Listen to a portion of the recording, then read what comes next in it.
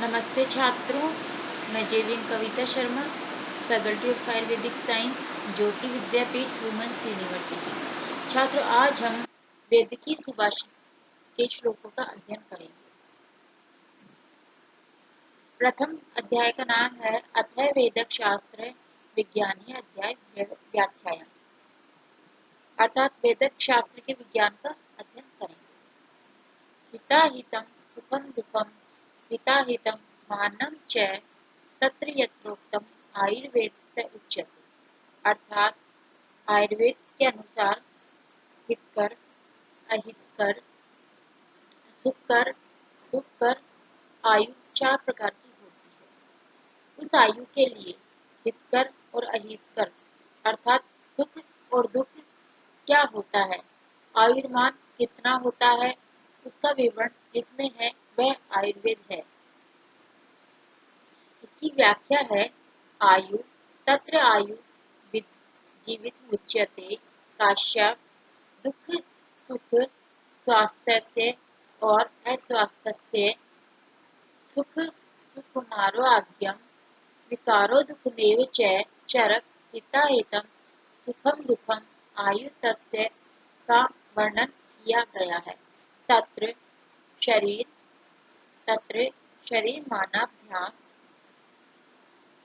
मानाभ्याम रोगाभ्यास मन विद्रुह तत्र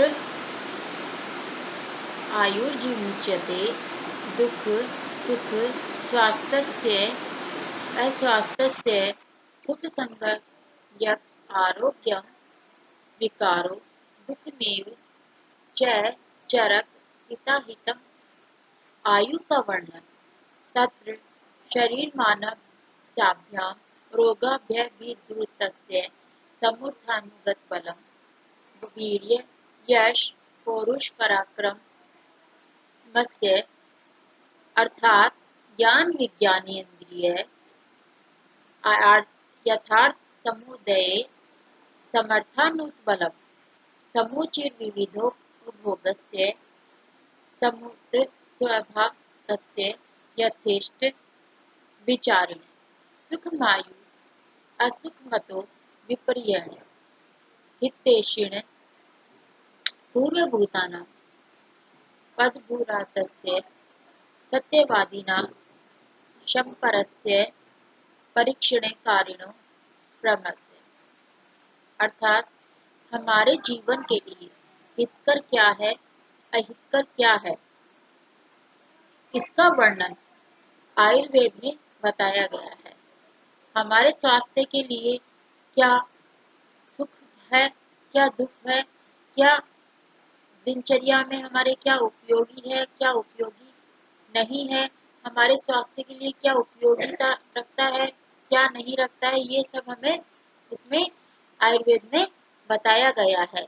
अर्थात परिक्षयकारिणो प्रमतस्य त्रिवर्ग परम्परे सेव्यमानस्य ज्ञान विज्ञानशीलस्य ब्रदोपसेविनः सततं विविध प्रदान परस्य तत्को ज्ञान प्रश्नित्यस्याध्यात्मविदतत्परस्य लोकमिमं चाक्षु चावेक्ष्यमाणस्य हितमायुरुच्यते अहिमतो विपरीत, अर्थात चरक के अनुसार आयुर्वेद में इसमें विद धातु है, यह अनेक गणों का है। प्रत्येक गण में उसका अर्थ अलग अलग है, भिन्न भिन्न का अर्थ हो गया अलग अलग। उसके अनुसार आयुर्वेद शब्द की अनेक निरुक्तियां होती है। सततायां क्रमात् आयुरस्मिन् विद्यते इत्यामाधुर्यत्वेद, इसमें प्रतिपाद किया गया है, यह प्रतिपाद के विषय के रूप में बताया गया है।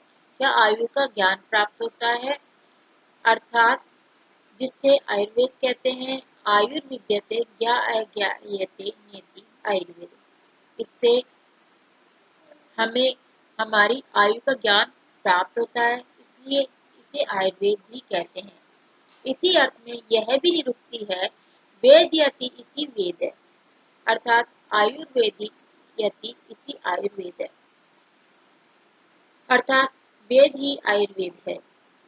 अनेन वायुर्विन्दति इत्यायुर्वेद, इससे मनुष्य दीर्घ स्वस्थ जीवित जीवन प्राप्त करता है, इसलिए इसे आयुर्वेद कहते हैं। आयुर्विद्यते विचार्य अनेन वा इत्युर्वेद, इतस्य आयुर्वेद का विचार होता है, इसलिए इसे आयुर्वेद कहते हैं। मानव आयुर्मानव मानव इसे आयुर्वेद कहते हैं, अर्थात इस हमारे आयु का आयुर्मान कितना है इसमें इस सब का विवरण दिया गया है, इसलिए इसे आयुर्वेद कहते हैं। संसार में प्रत्येक व्यक्ति का आयुर्मान भिन्न भिन्न होता है, अर्थात आयुर्वेद में उसको जानने के लिए अनेक साधन बतलाए गए हैं कि अनेक अनेक व्यक्तियों का, मनुष्यों का जितना आयुर्मान है, किसका कितना आयुर्मान है, सबके आयुर्मान को जानने के लिए, ज्ञात करने के लिए हमें अनेक प्रकार के साधन बताए गए हैं, इसलिए इसमें इसे आयुर्वेद भी कहते हैं। स्वस्थस्य मनुष्य के में देह यानी शरीर का सार संग्रह में प्रकृति वातादि वेद विभिन्न अंगों के प्रमाण चिन्ह और लक्षण होते हैं। रोगी में रोग के लक्षण और अरिष्ट होते हैं।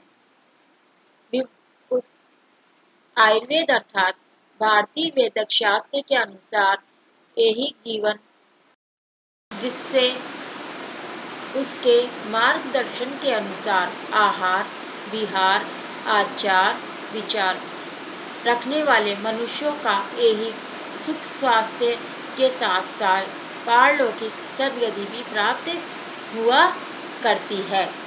अनेक अपने वैदिक शास्त्रों के अनुसार, अर्थात अपने वैद्य के शास्त्र के अनुसार, आयुर्वेद के अनुसार यह विशेषता है कि हम जो साहित्य पढ़ते हैं उसमें हमें वैदिकी सुभाषित साहित्य में हमें अनेक बातों का ज्ञान आवश्यक है।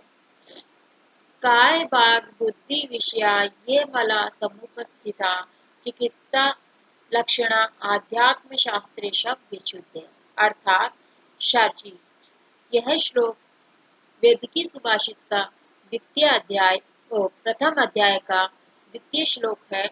इसमें चिकित्सा शास्त्र के बारे में बताया गया है।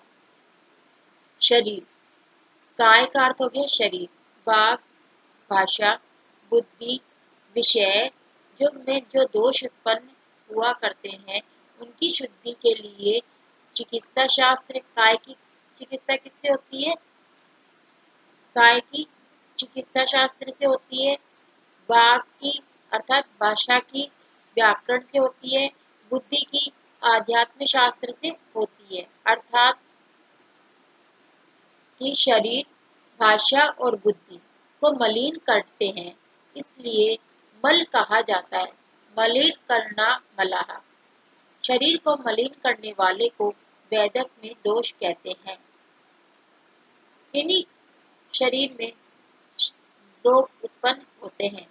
शरीर की दृष्टि से मल का अर्थ है वात, वातादि विकृति दोष, उनसे उत्पन्न हुए रोग दोष अपि शब्द लभन्ते। लक्षणम व्याकरणम लक्ष्य च लक्षणम चैतम समुदित व्याकरणम भवति। चिकित्सा शास्त्र, रोग उत्पन्न होने का उसका प्रतिकार करने का शास्त्र। चिकित्सा रक्त प्रतिक्रिया होती है, अर्थात बोलचाल के अनुसार वैदिक शास्त्र और चिकित्सा शास्त्र एक ही समझते हैं। लोग बोलचाल के उसमें